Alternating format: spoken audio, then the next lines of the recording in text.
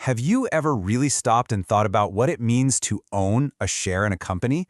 It's a word we throw around all the time, right? But the idea behind it, well, it's quietly gone through this massive transformation over the years. So today, let's dig into how that super simple concept got so complicated. And this quote, this just nails it. It gets right to the heart of the whole thing. We tell ourselves this story about investing, that we're putting our money behind a business we believe in. But does that story actually match how the markets work now? That's the real tension we're going to explore.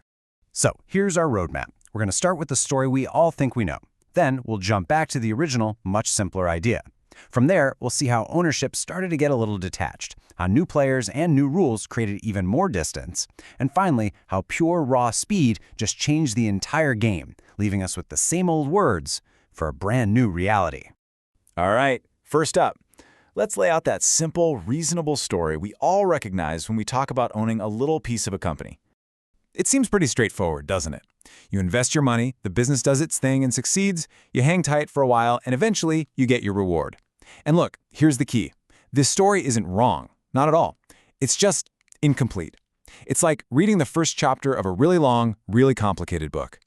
To really get how much things have changed, we have to go back, way back. See, originally, shares weren't about frantic trading and watching stock tickers. They were a solution to a pretty boring but very practical problem. These were basically the unspoken rules of the game back then. You put your money in, and you just knew you were in for a long wait. Your profits were tied directly to the business actually making something and selling it. Patience wasn't some kind of noble virtue, it was just unavoidable. It was baked right into the system. There was no other way. But then, a seemingly small legal tweak came along, and it began to quietly change everything. This is what I'd call the first quiet shift, the moment the idea of ownership started to pull away from the actual business itself. This really got going around the mid-1800s, especially with laws like the Limited Liability Act over in the UK.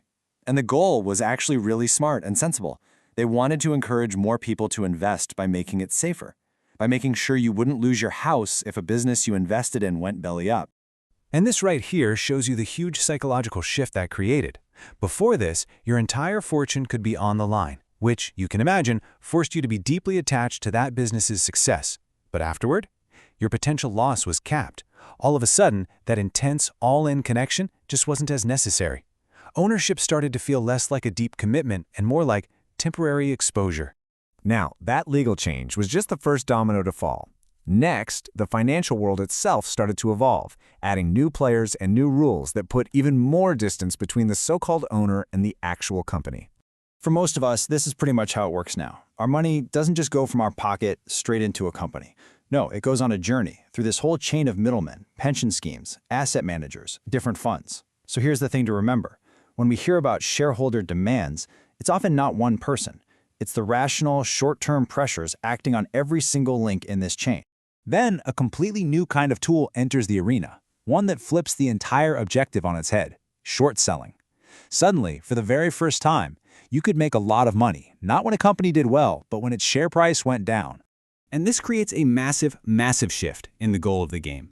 The market stops being a place where the main idea is for good businesses to win, and it becomes a place where correct predictions win. All of a sudden, actually believing in the long-term health of the business, that becomes kind of optional. What really matters is timing, and being right about which way the price is going to move.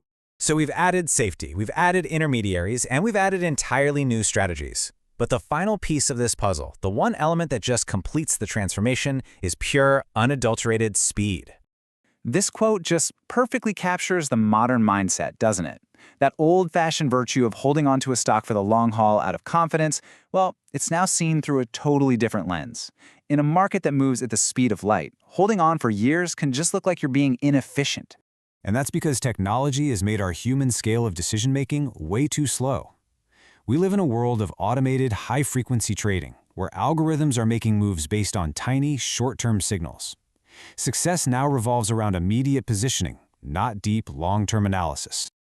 Okay, so let's pull all these threads together. We're left in this pretty weird situation where we are still using the exact same old words like ownership, value, confidence, but we are playing a completely fundamentally different game. And this really is the core of the whole thing. Structurally, if you look at the legal paperwork, a share is still a share. Not much has changed there. But behaviorally, oh man, almost everything has changed. How we treat that share, what it represents in practice, is just radically different from that original idea.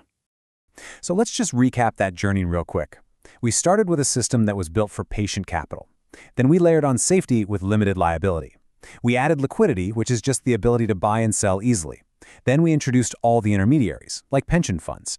And finally, we supercharged the whole thing with technology and speed. So here's the bottom line. We started with a system designed to fund long, slow, risky ventures. A system that was built on the unavoidable need for patience. And through a series of what seemed like logical steps, we have ended up with a system that primarily rewards speed. And that leaves us with one really big question to think about. What do we actually talk about when we talk about ownership now?